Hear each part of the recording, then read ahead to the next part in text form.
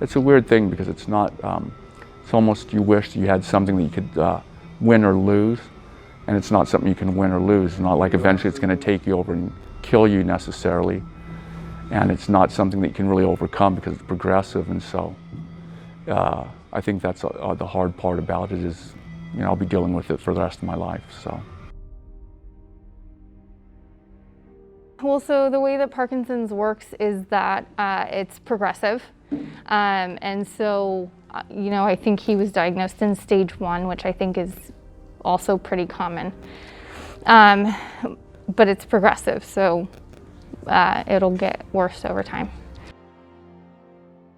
The most well-known characteristic is a tremor, and it tends to be in the hand, and so it kind of just tremors like this. There's balance problems, gait issues, walking issues, where they'll be walking fine and then all of a sudden they take these little tiny steps like they're gonna tip forward. Basically like their legs aren't moving the way that they want them to. You can have slurred speech or really soft speech. There's a lot of like non-motor symptoms as well, but those are the main ones. Also stooped posture. So a lot of times they'll kind of lean and cave forward. My dad got diagnosed with Parkinson's, and I knew it was really important for him to exercise. And so I started looking for programs here in Fresno, and there was one, and it was only during the day, and he still works. And so I basically started a mission to provide exercise programs for people who were still working.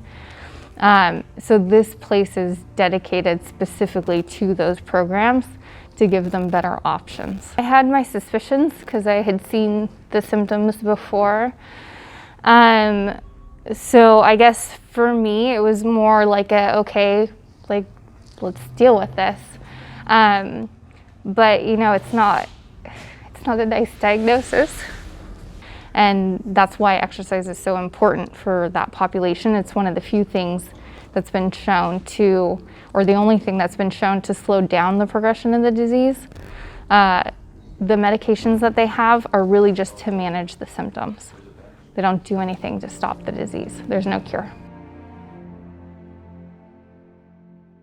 Before I got diagnosed, I was already having trouble doing things that I would maybe have done with my 10 and 12-year-old when they were young that I didn't do with Carter, my youngest. And you know, we went to Disney. One of the things we talk about is a significant point. There's certain significant points where, you know, but one was going to Disneyland, and I couldn't keep up with the family.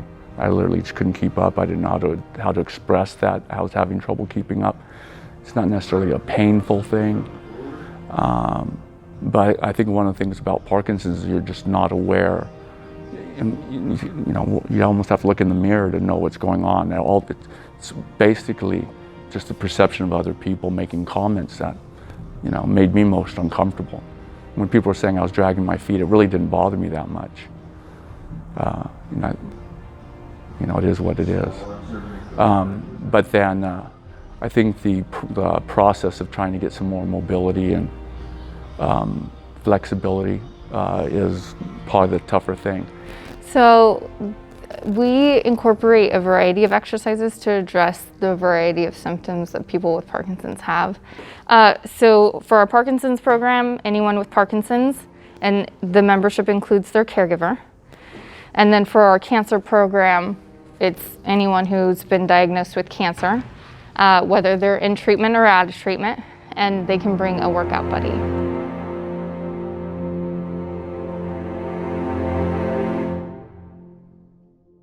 My physical, you know, just my movement, my physical condition, the state of my body is probably the best it's been in a long time. So it was a period where I couldn't walk. I mean, amazing enough, I couldn't walk. I had to take time off work.